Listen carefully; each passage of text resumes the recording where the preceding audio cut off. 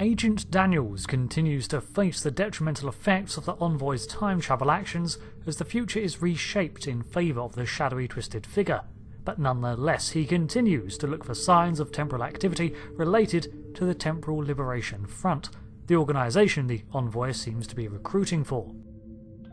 We have discovered that the Sphere Builders have been conducting operations in other universes.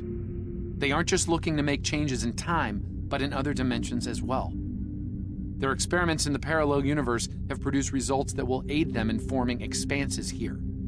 We need to travel to that reality and stop the Sphere Builder research, while we still can. The Sphere Builders were a force that existed in a realm outside of the physical universe that interfered with the creation of the Federation back in 2152 by recruiting the Xindi species and convincing them that Earth would be a future enemy. They also formed a region known as the Delphic Expanse, an area of unstable anomalies that were gradually altering that area of space into a facsimile of their own realm. This is the region of space as it is now in 2410. And as you can see, it's just normal space. This is because the NX-01 Enterprise managed to destroy the network of space-altering spheres that were producing the distorted effect. However, it sounds as if we are not simply going back in time with this mission, but to an alternate universe's own Delphic Expanse and their issues with the Sphere Builders. We're jumping across to the Kelvin timeline.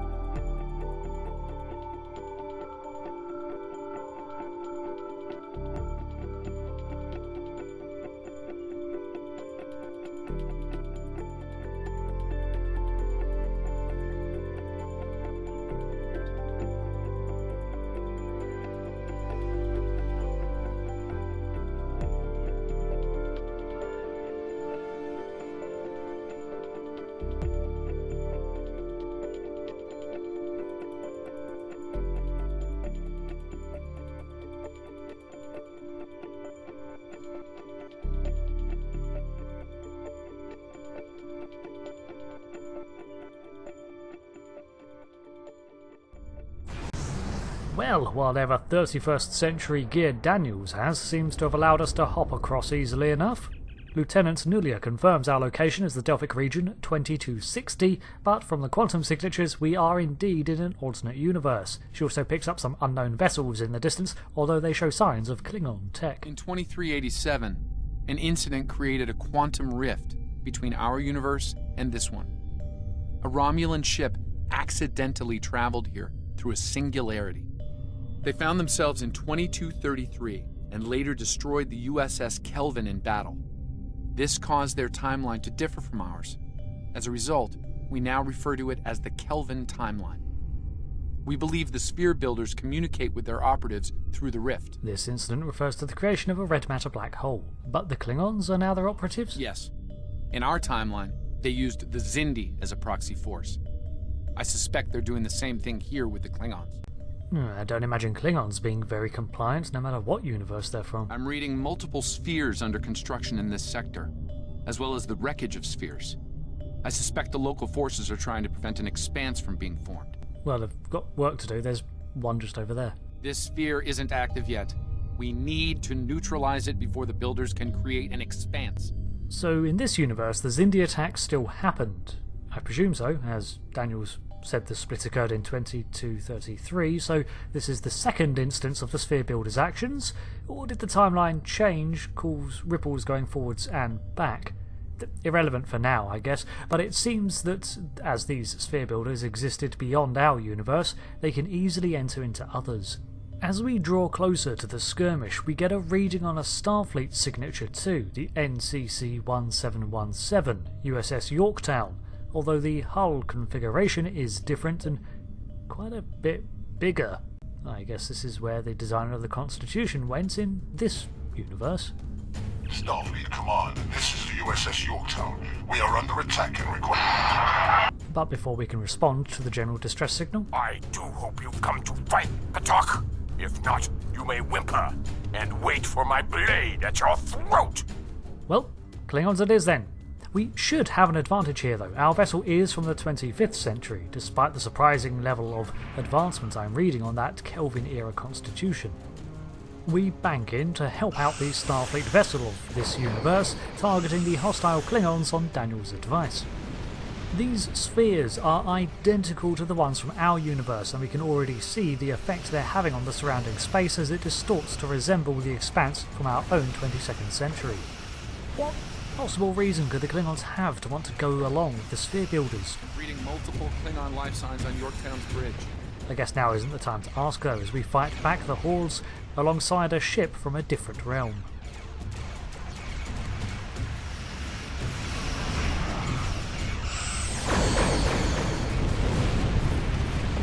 Enemy reinforcements inbound.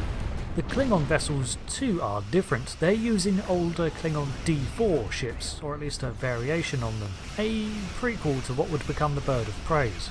The reinforcements are quickly dispatched, and in the ensuing silence, the science officer we met before talks to us directly. Unidentified vessel. This is the USS Yorktown. We are under attack by Klingon boarding parties.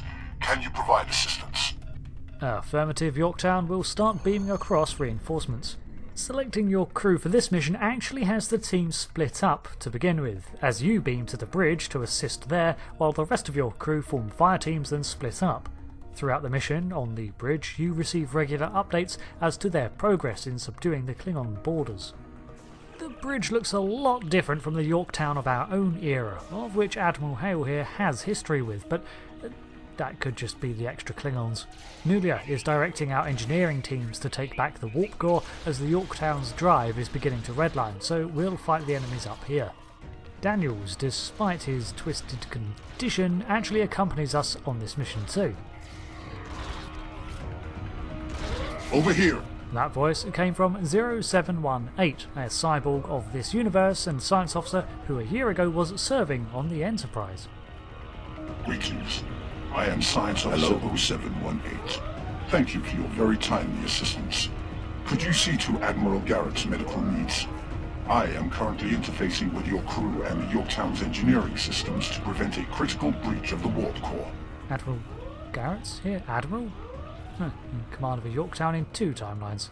We met our version of Admiral Garrett early on in our career back in 2270 when we first became embroiled in this temporal Cold War. He was raised to the rank of Rear Admiral and appointed us, at the rank of Lieutenant, to temporarily command the first USS Armiger. It was to him that we reported to and worked with, and fought alongside him at the Battle of Caleb 4, where history recorded the death and destruction of the Armiger and all her crew. It was here that we had our first run-in with the Envoy, although at the time we had no clue who this interloper was. So Admiral Garrett is an old acquaintance in effect, although I'm aware this isn't him, it's a parallel version. Still strange to see again. I heard you were putting fear into the hearts of first-year cadets at the Academy. Never mind for now, give us a hand here. The Klingons really did a number on us.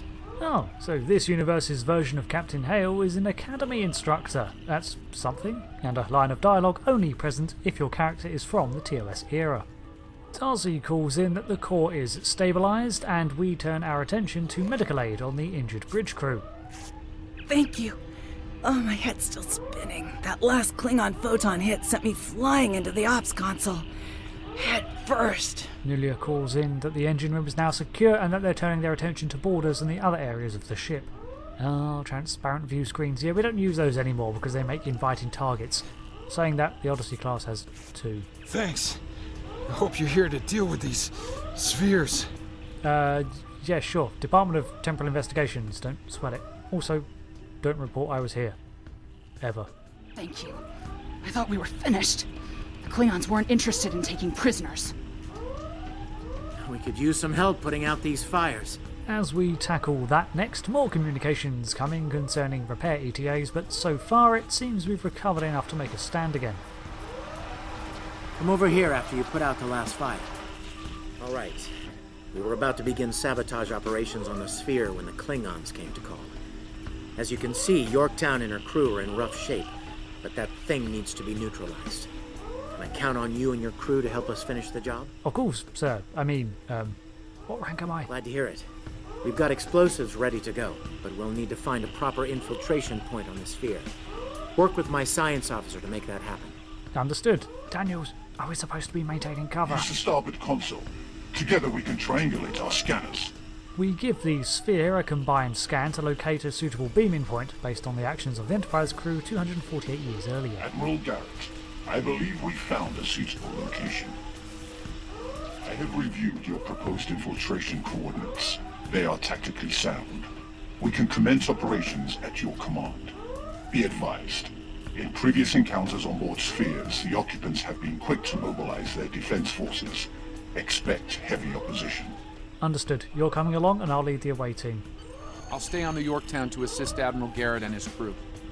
We'll monitor your progress from the bridge and provide tactical updates as we can.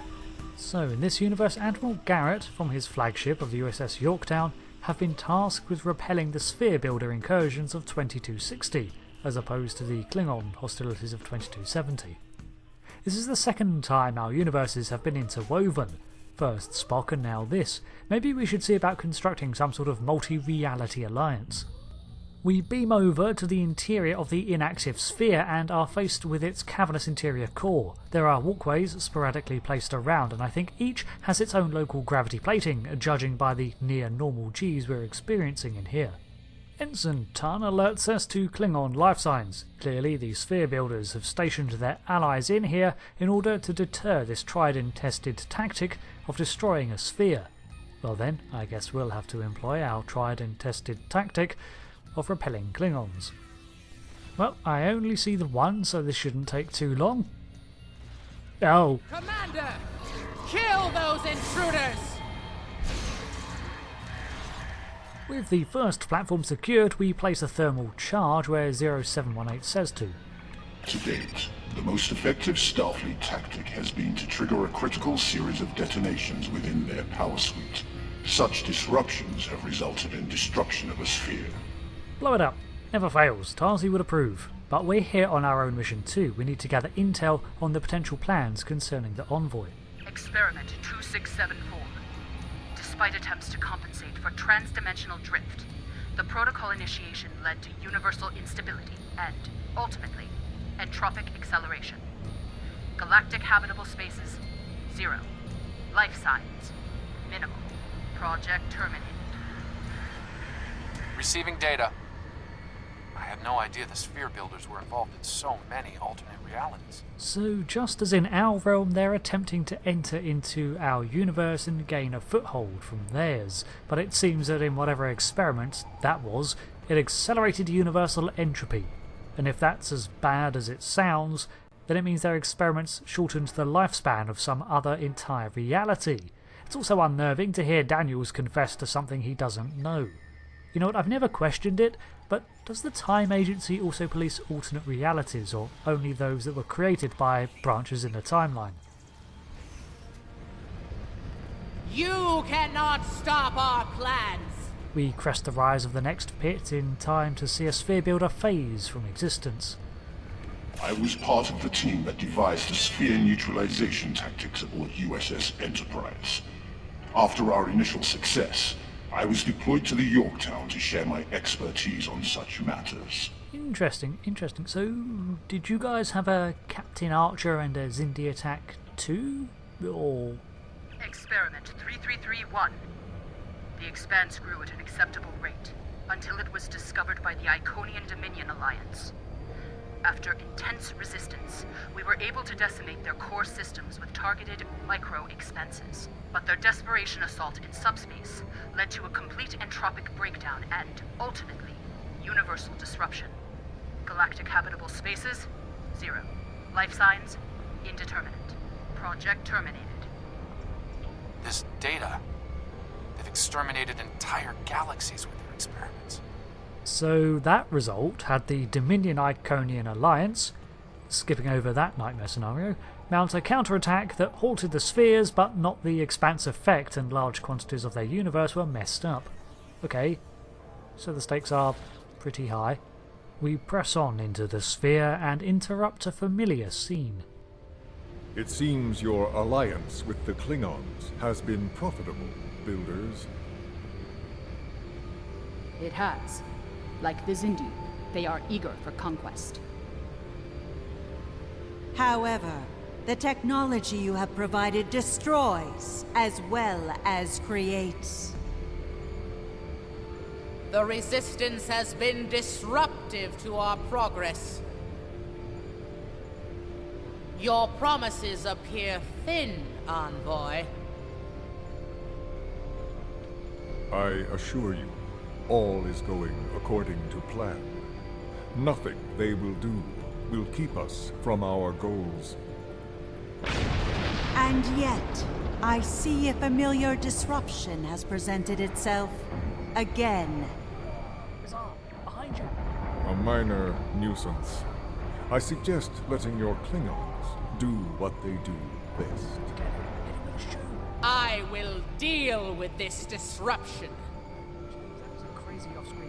It's time you learned that you cannot prevail, intruder. You will fall to ruin. As we reach this meeting of time travelers, they all depart in a flash, except for one who stays behind to talk to us. Our chance to talk to a sphere builder, or as the Zindi called them, the Guardians, or at least a hologram of one. I have had enough of you. That's a weird reaction. As far as I'm certain, we've just met for the first time, although if time travel's involved. You know what? Can we just talk about this like rational people? The Tutarians were a peaceful race, until your misbegotten alliance committed an act of genocide. We were all but annihilated. Only a scant few of us escaped to safety, lost and forgotten within a dimensional void. Tutarians, why is that familiar? The Envoy has given us the means to manipulate events. We had begun to undo the damage you have done to us. Quantum realms such as this are ours to study without risk to our own.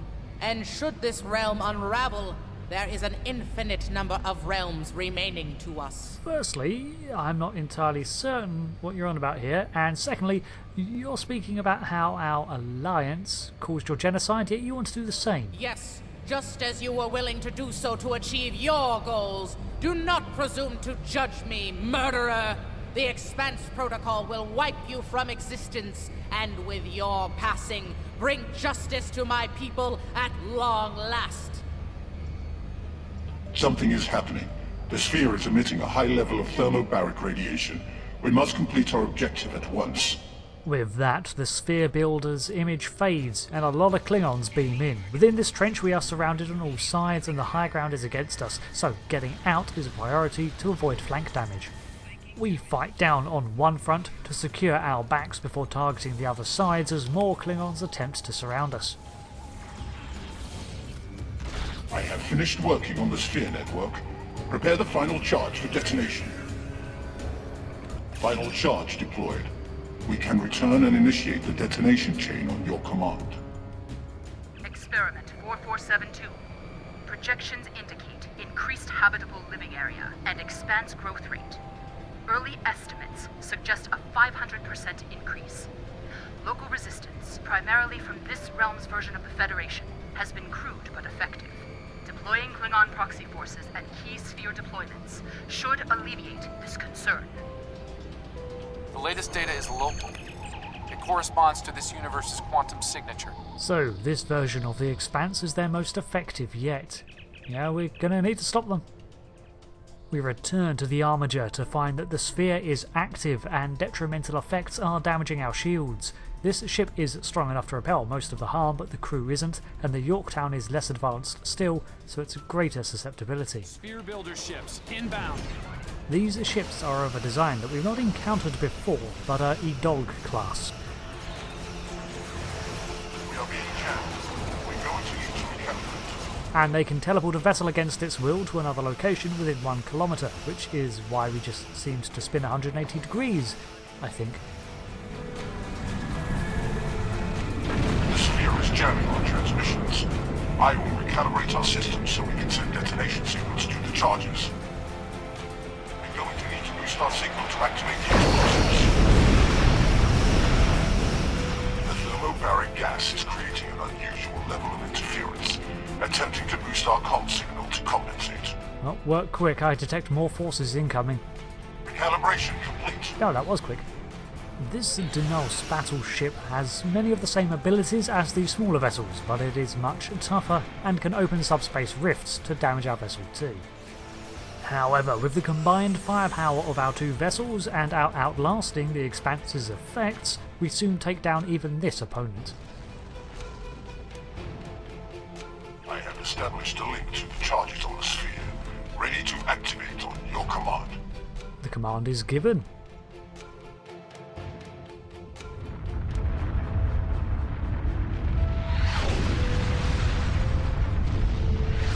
Detonations complete. The sphere is neutralized. With that done, we are ready to report to the Yorktown to retrieve Daniels and, well, maybe it's the nostalgia talking, but I think we owe Garrett some form of explanation.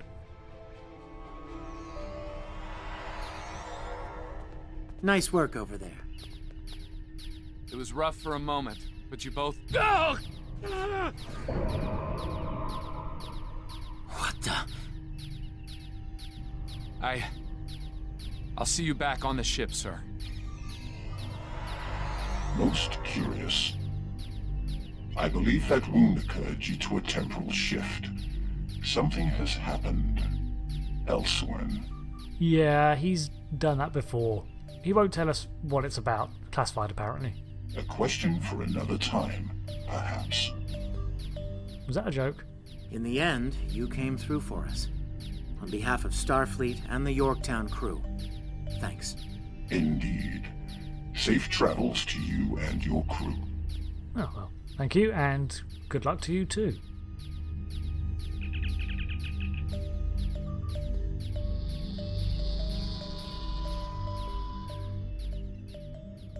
We return to our ship, our era, and our universe, although Daniels is looking even more unwell. The Envoy's been busy since our last meeting.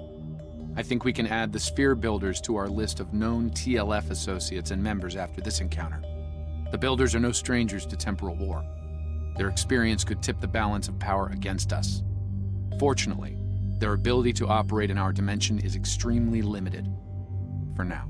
So, Daniels seems to be alluding that the Envoy's meddling is muddying the already messy temporal Cold War even further. Not only were the Sphere Builders once an active party, but it seems that the Envoy has allowed them to continue their campaign? Time travel, it's a mess of cause and effect. I mean, that entire universe we were just in was spiraled out of a time travel anomaly. Suffice to say, we need to get a handle on this quickly. The Sphere Builders also mentioned their species. Tarians, I think. Maybe that's something to dig into. However, that will have to come later on in another episode of the Star Trek Online story series. So, I hope you'll be there to watch it. And until the next one, thanks for watching this. I've been Rick, and I'll see you again next time. Goodbye.